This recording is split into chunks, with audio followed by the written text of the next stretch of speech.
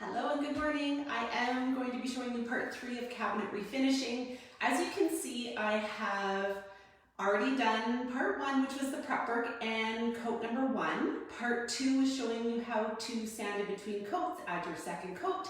And now I'm on to part 3, which is the finishing touch. So I have all the supplies that I need, and I'm hoping that this 3-part video series is going to show you how easy it is to tackle painting cabinetry.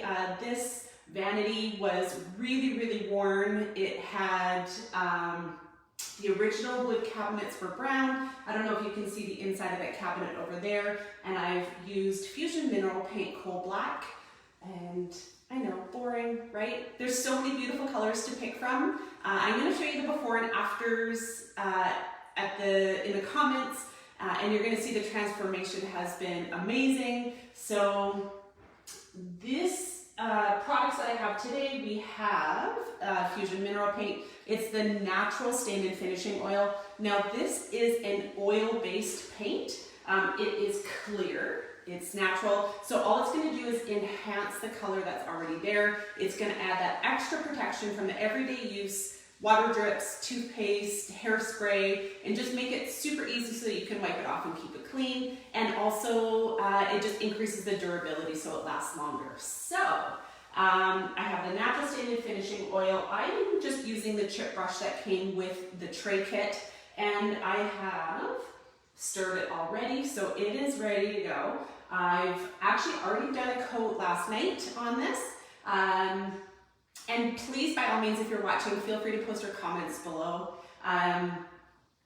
1 coat of natural stain and finishing oil. It is a matte finish, so that's what I like about these products as well. It's not a high gloss, it's not a semi-gloss, but it does add just a little bit of sheen. You will notice a difference right away between the paint, and as soon as you add this natural stain and finishing oil top coat, it just, like I said, it just enhances the paint color, and it just gives a really beautiful finish, and it's so easy to apply.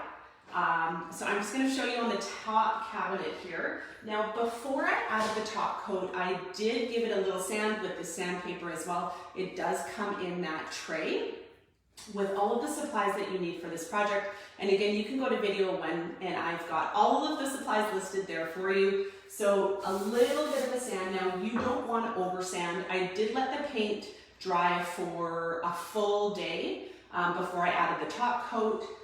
Giving it a little bit of a sand. I don't want to distress it. All I want to do is make it smooth to the touch. And again, I wish you could see the difference. The texture changes when you do this final step. It is an extra step in the process, but the results are amazing when you do that.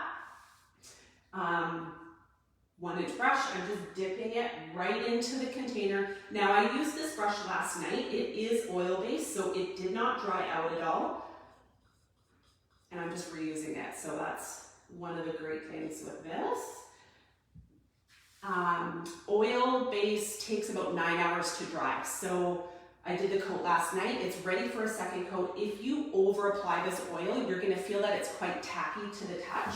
So you want to make sure that you use very little of this finishing coat, and you'll understand why. You want to avoid drip marks. You want to just get that smooth spray finish just by applying a really little bit. So I am, do you see how easy that is? It's just 1 coat. You can see the difference already. And again, I'm not being too picky about how I'm applying it. The real trick is just applying very little. You don't want to apply too little because then you're going to start to see brush strokes. And again, I'm just making sure that I'm applying it. This is not quick drying. It is oil-based, so you've got lots of playtime in this. And I hope you can see that I'm just, putting a little bit. There's no drip marks. But what you want to make sure is that you wipe all the excess off so that it does dry properly. So I'm just taking a lint-free rag and I'm just wiping it back.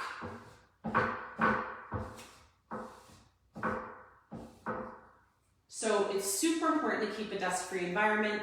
I'm trying to not make use of my washroom at all while I'm doing this project. Also keeping my dog out. For this, you don't want any little particles of dust or any dog hair or anything getting on that. It does take 9 hours to dry. And I'm not going to use it for another 3 hours after that. So I'm hoping that you can see it's got a little bit of a sheen on it there, but by wiping it back, it actually removes all of the excess and it is literally brush stroke free.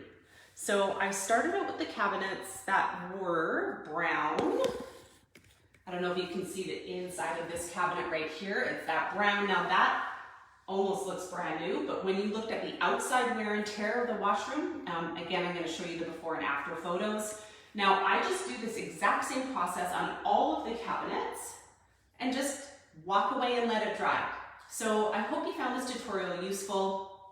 All of the links I'll put for part 1 and part 2.